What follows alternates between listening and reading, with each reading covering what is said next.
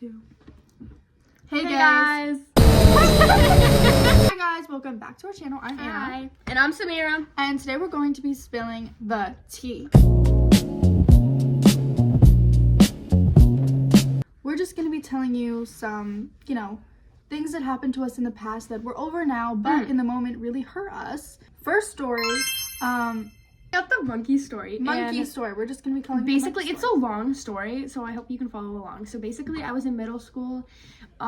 This was at my old school. So elementary school, I was a new kid. Middle school, I was a new kid. And high school, I was a new kid. So I didn't really have friends. It was 7th grade. It was like my second year at the school, and I was always like a quiet kid. There was this kid in my class, and I was in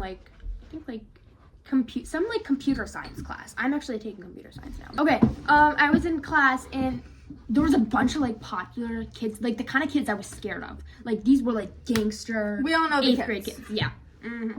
And I just kind of mind my own business. I listen to music most days, and I just, but I was just on my laptop, and then he goes, that girl over there? That girl. And he's talking to his friend, and this is some kid that I'm terrified of. He sells drugs. He's a gangster. I'm just terrified of him. And he goes, she's an NPC. Who the is she? And I was so upset from him. But he came up to me, and he's like, nobody knows who you are. You're a nobody. And then the next day, same thing. And then so I got so scared. I would come into class shaking. I was so terrified of this kid. And I just kept focusing. She was traumatized. Yeah, I was traumatized. So I would be shaking every single class, and if I had to go to the bathroom, I would not go. I didn't want to hear anybody in that class. Whenever he got a chance, he would go up to me. He would kind of get up close, and I would just be like, go away, and I had nothing to say, and I'd pretend like I didn't see him. Classic bully. But I'm the type of person that it really shows. There's no way of hiding it. It shows. When I'm embarrassed, when I'm upset, it shows. That just really upset me. And then at the end of the year, we were actually in track together. I was so excited about track, and of course he's there with this group of friends, and he really didn't talk to me at all. He just kind of ignored me, or whenever I ran past him or anything, he'd be try hard or something. He just had to say these comments that didn't make any sense. I just ignored him. I didn't, which I think was the right thing to do at that time. Him and his friends always looked at girls, high school girls, so older girls, and they would comment on their ass or say they're fat or just really mean, awful comments. And they would they would sexualize all these people. Okay, so basically I was on the bus with everybody in track, and we were on our way to a track meet, and him and his friend were right in front of me. I was on my phone. I hear them watching something, and it's they're making weird something inappropriate noises. Really inappropriate. Okay. So I just happened to see, and they're all going nuts over monkey corn. And they're going crazy over it. Crazy. They're getting, can I say yeah, say it. Okay. They were getting turned on over it. And I told both of my parents. I was they're so weird, and I'm terrified of them. But then my dad was really upset. He was you need to write the school board and tell them everything about what they were saying, these comments that they said to girls. You have to tell them about them saying the N-word. That's not an overreaction. About the monkey corn. And so I kind of just followed through. I was a little reluctant about it. I was oh my God, they're gonna find out that I did it. They're gonna jump me, because that's the kind of kids they are. They, they're the type of person to stab me behind my back. I don't know. So I had to write an essay, and then I sent it to the school board. And what happened was only half of them got kicked off the team. Okay. MJ was still on the team, the kid who created all this and was bullying her from the beginning, which I was so upset about. And I'm oh my God, he's gonna find out. There's no way he's gonna find out. But till that point, nobody knew about it. At that point, nobody knew about it, and I definitely wasn't gonna share it with any of the girls. I wasn't even really close with any of them. But yeah, and then at the end of the year, they were wandering around the school, and they were going up to us and trying to figure out who did it. They were who wrote that letter? I'm gonna kill whoever wrote that letter. And they still don't know who it is. Let's really hope they don't know now. But I think they could take a guess.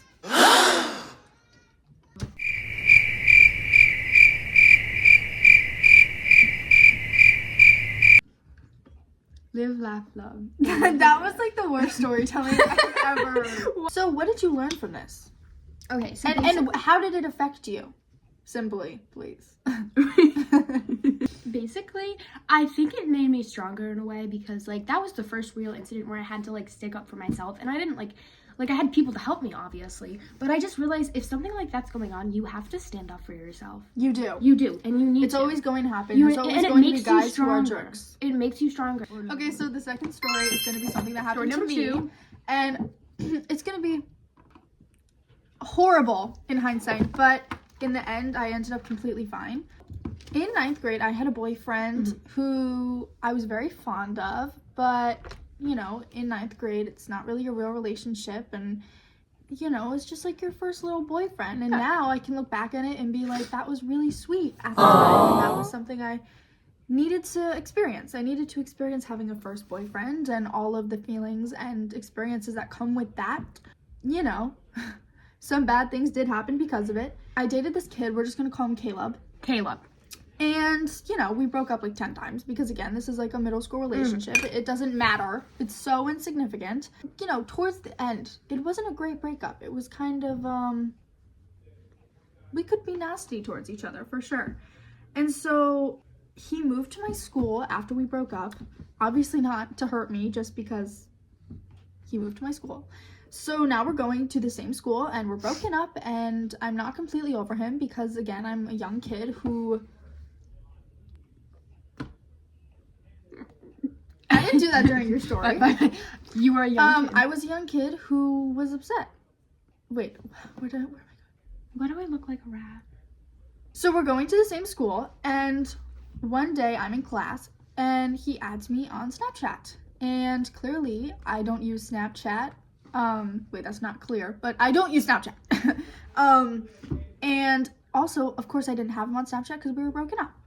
And she wasn't in class with me, but I was in class with one of our friends who was actually pretty supportive at the time. But all of a sudden, he starts texting me, why are you adding me? He starts calling me the N-word. He starts calling me slurs. Yeah. He's white, by the way, so this doesn't really make any sense. And he's like, why are you adding me? And then I was like, you added me. And then I get ready to unadd him because I'm like, this is so weird. I don't understand why, you know. And all of a sudden I get this array of hurtful things. Like, he was telling me to off myself. He was telling me terrible things. Telling me to off myself in several different ways. So awful. Think of any single way that you can off yourself. He was telling me to do it. He was calling me ugly in very creative ways, saying I was uglier than certain people that were pretty unattractive. You have to say people are beautiful in their own way. She's not. He was saying really hurtful things, and, you know, this is coming from a guy who I still had feelings for and still, you know, kind of cared for because... Put it down. It really hurt. It did. And I actually was there for you. Okay, wait, this is not about you. And she, you know, I don't even think we were that close. But we are really close now. Can you tell? So then I text my mom, and I'm like, I sent her a screenshot, and I said, Mom, Caleb is texting me these things. I don't know what to do. She was like, do you want me to text his mom? And I was like, no, that's a horrible idea. So in the long run, he didn't get any consequences from it, but I did tell everyone I could, so everyone knew that he was an asshole. I hate him for that. Like, he said some really, really, really f***ed up things to her. He called me the worst thing you can very imagine. Degrading words that you don't call women. I'm sure you can take a guess. And the fact is, he couldn't even say it to her face. Couldn't even say it to my face. And then a couple months later... Yeah. It just happened to be my mom's birthday dinner at Hibachi, and he was there too for his birthday. And he came along with us. It's such a coincidence. And then he texted me afterwards, was that you? And I'm like, yeah. And he was like, oh, I would have said hi. And I was like, what? After all the things you said to me a couple months ago? And he was like, wait, what? He was like, wait, what do you mean? And I sent him a screenshot, and he was like, that wasn't me. And I was like, from your account, words that you use, way that you talk, and it wasn't you? Okay, that makes sense. We learned that you need to choose carefully who you choose to hang around. And don't trust people blindly. Like, don't. Yeah. You shouldn't trust yeah. random guys that you get set up Also, with. when you're young, just like, don't take it too personally. Don't take it. I took it personally. I was like, wait, am I am I no, I'm not. And You're not. nobody should be calling me those things. And I know that now, but I didn't back then. I thought, wait a minute, am I that ugly? Am I a horrible person who should not be here? And no, I'm not. And I shouldn't listen to things that people say, and you shouldn't either, right? No, These are stories that I think everyone can learn from. And I think people can relate to it in a degree. Not like the actual like plot of the story, but they have situations like this too. For sure. And we're just showing how like everybody. Same thing with her, you know, kids in middle school just being horrible and make you feel like crap, make you not want to talk to anyone, make you want to crawl up and hide. Yeah. And it's just to make themselves feel better. Exactly. This, in my situation, I don't think it was to make himself feel better. I think it was because he was so upset that I broke up with him, and he was I spiteful. forgot. It was he was you. being spiteful. So that is the moral of our stories. I hope you can learn from them. I hope nothing like this has happened to you, but if it has, you know, tell us in the comments if you'd like, and we can all please do. Okay. We can all just yeah, it's really important to talk about laugh. it, you know, talk about it. Kind of laugh about it and just be like, you know what, this happened, and it's okay. Right? We're here. We're fine. We're happy. We're great. We got over it. We did. We're over it. Even though it was hard. It was hard to get over it, but we're over it. So yeah. Thanks for watching. Thanks for watching. Subscribe. Bye guys. See you guys soon.